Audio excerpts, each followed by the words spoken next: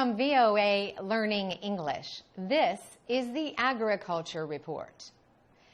A new report says genetically modified, or GM crops, would greatly improve agriculture in Africa.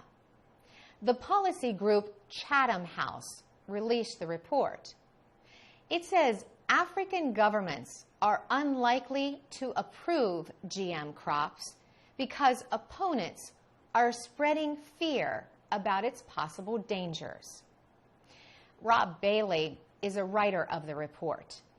He says opponents have created anti-GM campaigns based on misinformation. He says they claim a link between GM and cancer, reproductive problems, or other health concerns. But Mr. Bailey says there is no evidence to support the claims.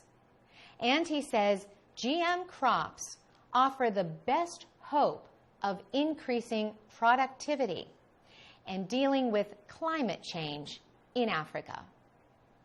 Opponents of GM crops also argue that they are costly to grow. They say they do not produce more than non-GM crops. They say GM crops require more use of chemicals than traditional crops. And they say companies that support GM crops are more interested in making money than in helping poor farmers grow more crops. Tete Narte grows pawpaw, maize, and vegetables near the Ghanaian capital, Accra. This year, Ghana approved a test of GM grains like cowpeas. Mr. Narte disagrees with that decision. He argues that anything non-natural has risks. He also says there is not enough research into GM crops. Ghana's government says it has put strong laws in place to guard against problems from GM crops. Bernard Gurry works at Ghana's Center for Indigenous Knowledge.